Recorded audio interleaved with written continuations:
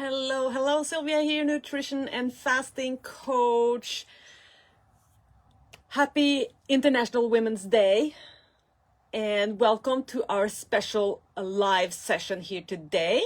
I'm so excited to have you guys with me to celebrate this incredible day dedicated to women's achievements, strength and wellness. So today I'm going to be diving into some topics that are so many of you have been asking for, and why our bodies seem to have a mind of their own as we age. And also I'm going to dive in some truth about trending health tools like GLP-1’s and CGM. So grab your coffee, grab a cup of tea, and get comfortable. And let's empower ourselves with some knowledge here and have your questions ready, because there will be time at the end to ask whatever you have on your mind, as long as it has to do with women's health, fasting, nutrition, GLP-1's, CGMs, whatever it might be. I'll do my best to answer those questions at the end. All right. So let's see here. And if you're with me live here, please drop me a note in the chat, say hi, let me know you're here. And please stay to the end, because I do have some pretty awesome bonuses for you at the end. So please stay with me to the end. I'm going to give you just a second to see if we can get some more people on board here. All right. Okay, so I'm going to jump into my first topic, and then why our bodies don't respond like they used to as we are aging. Raise your hand if you notice that whatever worked for you when you were 25 doesn't work anymore. It just doesn't work. And you're not imagining it, and you are definitely not alone. And there's science behind this, guys. It's starting in your 30s. We start losing muscle mass. We start to lose lean muscle mass at a rate of 3 to 8% per decade. And on top of that, estrogen and progesterone start a roller coaster ride in perimenopause. And by the way, perimenopause can start in your 30s, if you didn't know that already. Average age for menopause is 51, but a lot of women actually spend 10 years in perimenopause before they actually enter menopause. So it can even start in your 30s. And then estrogen also plays a huge part in metabolism. Actually, estrogen plays a part in almost every bodily function, which is why there are so many symptoms linked to menopause. They have over 100 symptoms that are linked to menopause. And our metabolism naturally slows by about 2 to 3% per decade after the age of 20. So you see, when you start taking all these things into consideration, your body just doesn't work the same way. Your mitochondria, which is the powerhouse of your cells, they become less efficient. Insulin sensitivity decreases, which makes it harder for you to process carbohydrates. And your recovery time increases due to decreased growth hormone production.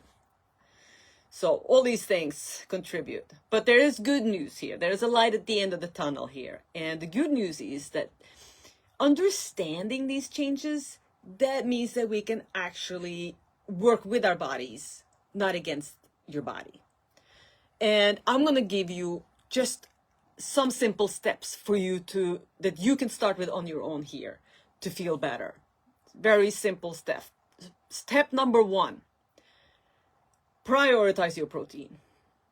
It's just that important. So what I train my clients to do is if you're not already eating 30 grams of protein per meal, that's going to be your number 1 goal. You want to get to at least 30 per meal.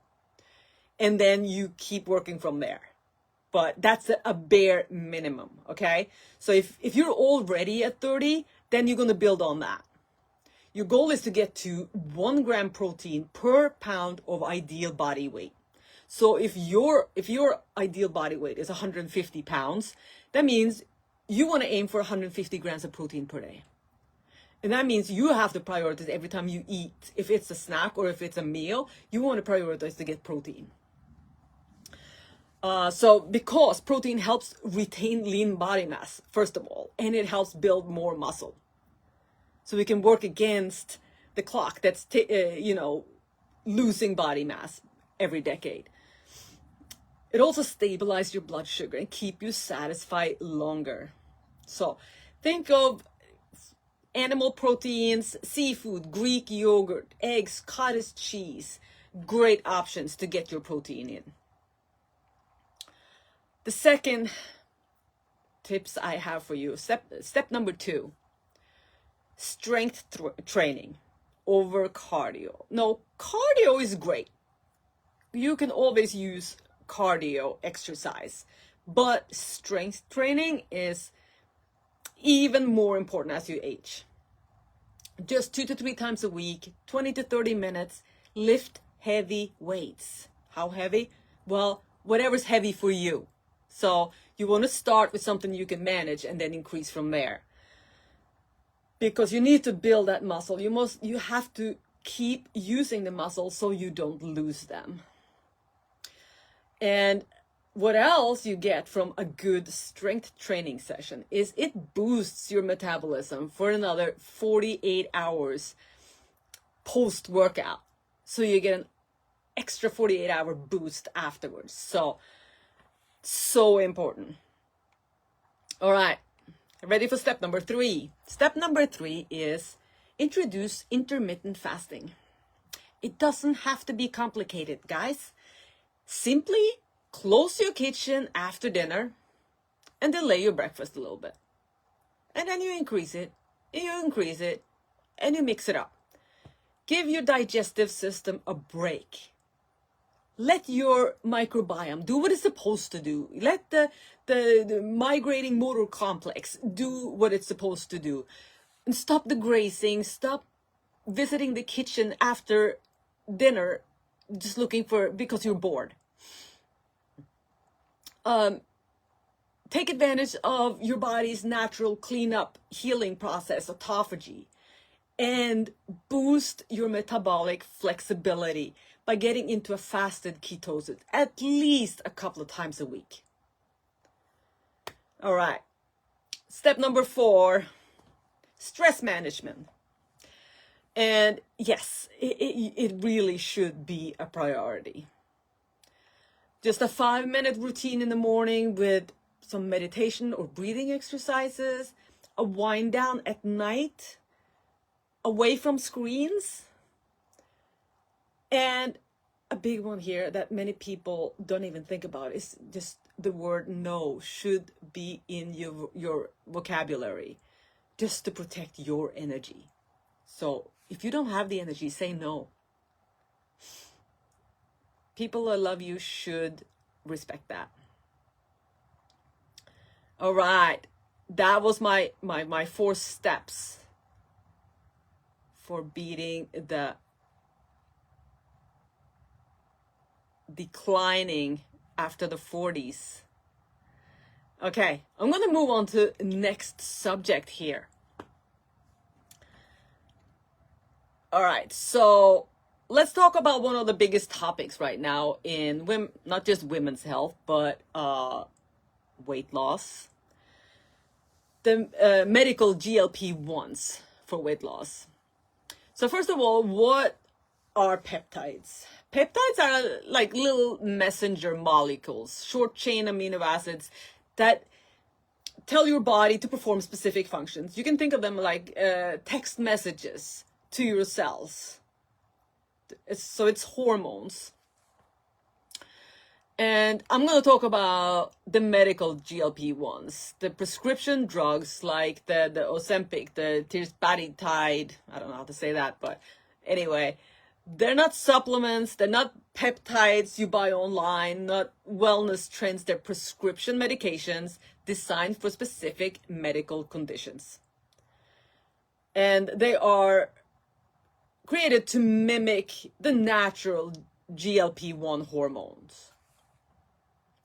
I'm not an expert on GLP-1s and I don't sell GLP-1s, but I'm going to give you some information here, and if you want to go deeper, you should definitely talk to your physician about that. But studies show that these GLP-1s, they work. So this is probably the biggest revolution in like weight loss ever. So the GLP-1s are here to stay. And you can think of GLP-1s as hormones that help regulate blood sugar, appetite, and satiety. So they do that by slowing down your stomach emptying, and they help your brain notice that you feel full sooner. So that way you'll be eating less. They can be very effective, but these are serious medications and they require real medical oversight. So, have you ever seen the drug commercials on TV? Have you ever noticed it takes them longer to read through all the side effects than to read the commercial itself? That's scary. So this is just like any other drug. It comes with side effects, and especially gut issues. So some women that use these drugs experience at least one of the following side effects: nausea, constipation, diarrhea, bloating, low appetite, reflux, food aversions. And it happens because the GLP-1s are slowing down the rate at which your stomach is emptying. So your digestive system is literally moving slower. So your gut becomes the loudest place you'll notice the impacts. And for some women, these symptoms are mild and tolerable. For others, it can become a deal breaker. And if you're diagnosed with either IBS or SIBO, forget about it. The slowdown of your digestive system, that's going to amplify your symptoms 100 times over. So this is why medical supervision isn't just recommended, it is essential. And another question is rather the biggest question: what after? You're not going to be on these drugs for forever. So what do you do after? So let's be honest. The after phase is where many women struggle. And when you stop using the GLP-1 medications, your appetite can come back even stronger. Your cravings return, and weight can come back rather quickly because your body is always aiming to adapt. So if lifestyle habits weren't built along the way, then you can set yourself up to go right back to where you started. So that's not failure, that's just physiology. So if you don't build new routines during the process, your body just returns to default settings. Basically, it's just as simple as that. So this is why habit change is a non-negotiable. So the truth that nobody talks about, the GLP-1 medications work best when you give them space to build new habits, not replace habits themselves.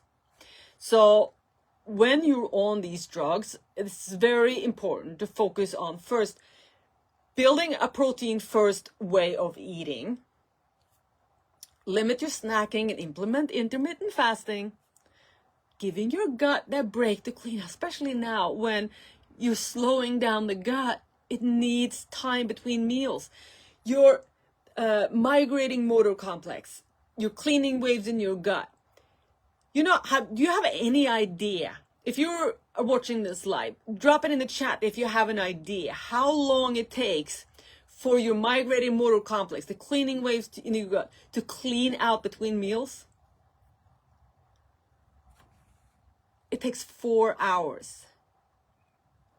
A minute, an average of 4 hours, I would say. It can take even longer than that. And now you're slowing down your digestive system. It's going to take even longer. So that's why fasting is very, very, very beneficial together with these drugs. You learn real hunger cues. And again, I'm going to push the strength training because it is that important. If you are going on a drug like that, that's going to suppress your hunger signals, your appetite, you're going to end up eating less. When you're in a calorie deficit, guys, you are risking to lose lean muscle mass. And that's not what we want. So strength training is a must to keep that lean muscle. And protein is a must. And if you implement intermittent fasting, it's easier to use body fat for energy and you leave those muscles intact. So, then again, a lot of women have these underlying emotional reasons for overeating or cravings or whatever it is. And if we don't solve some of that, it's so easy that we just go back to the same habits again. So if you have underlying emotional stuff going on, find some coping tools to deal with that. Find somebody to talk to and get to the bottom of that and find ways to cope with things that doesn't involve food.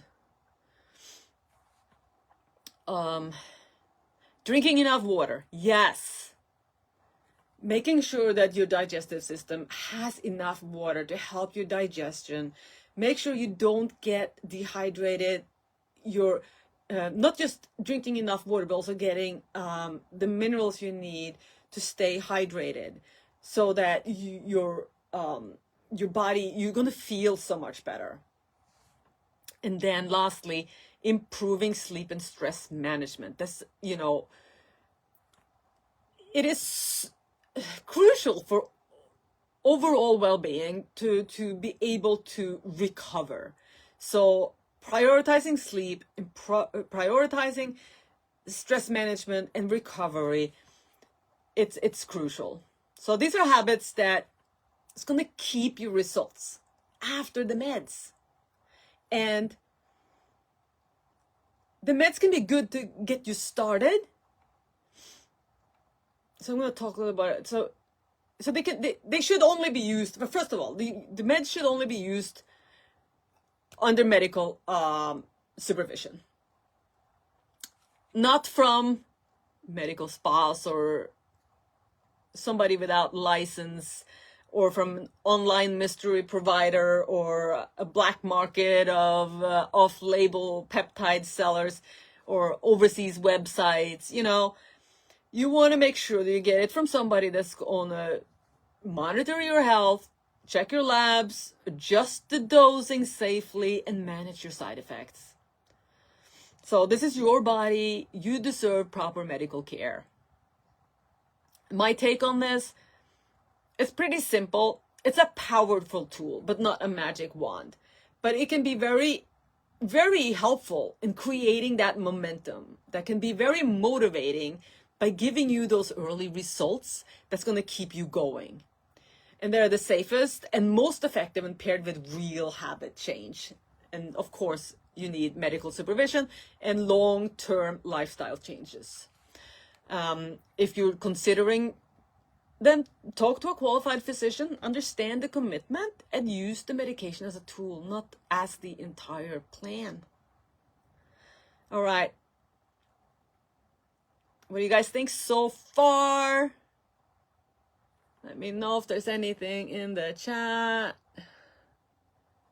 All right. Okay. All right. I'm on to my next subject here. CGMs, continuous glucose monitors. Are they living up to the hype? What do you think? So continuous glucose monitors, they are little devices that you put on your arm that track your blood sugar 24/7. They were originally for diabetics, but they're now marketed to everyone that wants to optimize their health. And there are some pros to this. You get real-time feedback on how food, not just food, but food affects you personally. And it identifies hidden blood sugar spikes from foods that you might think are healthy. But that's the thing. One food will affect different people differently.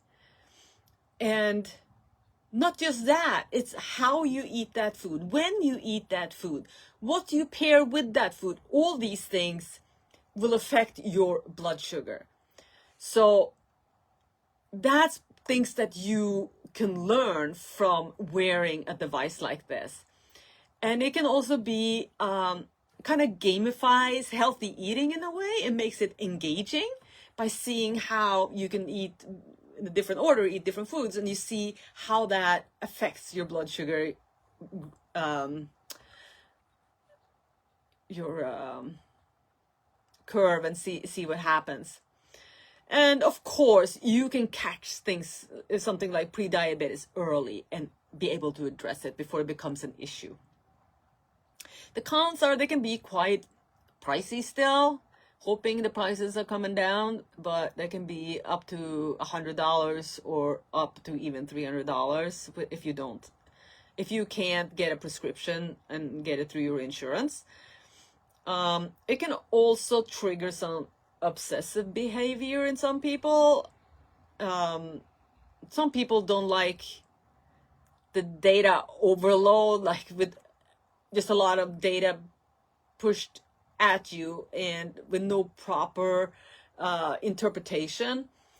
And they're also not always that accurate. So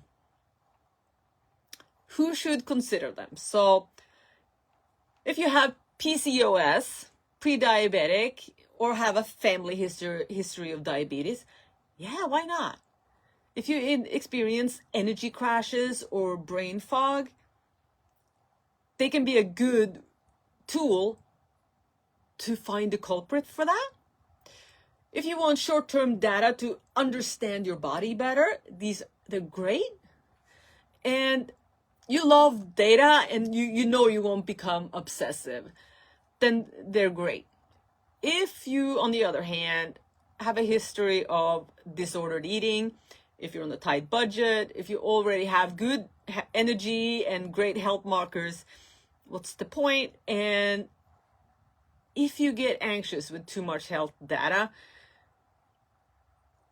it's probably not a good idea. So the verdict.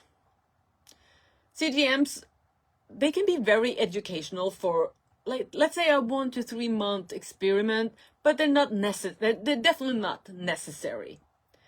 I use them in my programs for my clients, and they are extremely helpful to learn. But then as you learn, you know how your body works. So you don't need to wear them all the time. You can wear them for a month and then go a few months without, and then bring it back in to see where you are. You know, if you want to lower your average glucose, or if you're working on lowering your fasted insulin, then go and do a month here and there to see where you are.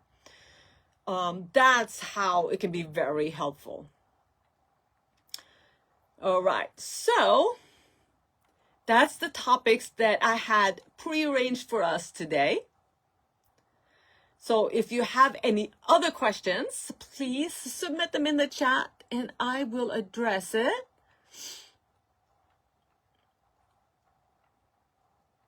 While you guys maybe are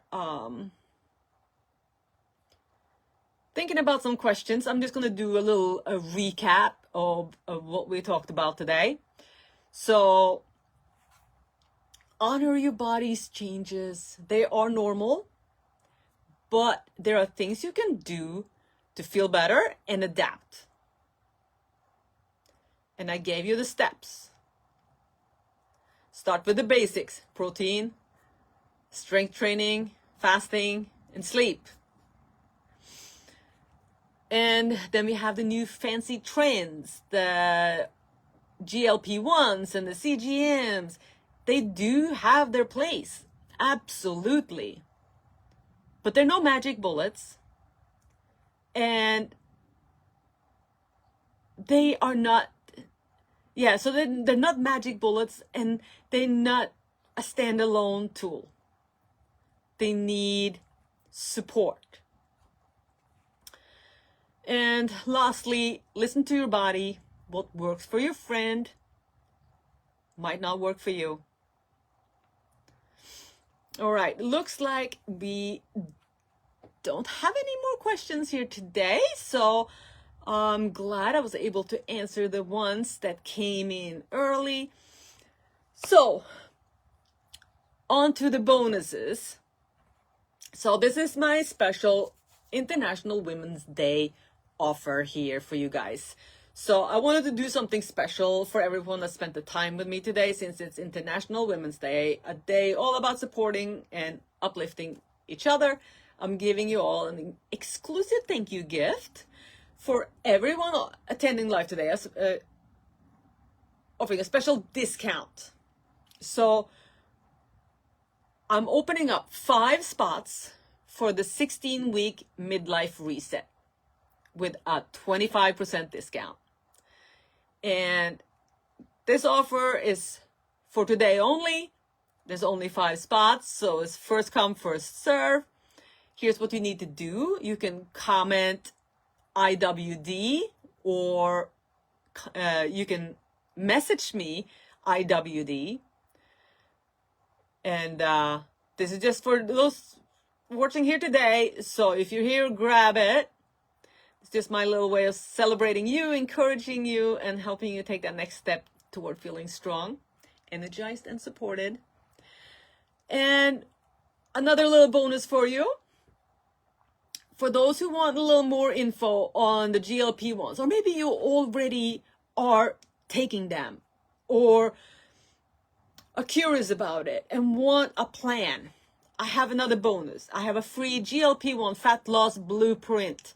Comment GLP-1 or message GLP-1 to get it. All right. Happy International Women's Day, and thank you for being part of this beautiful community. And I will see you guys very soon. Bye-bye.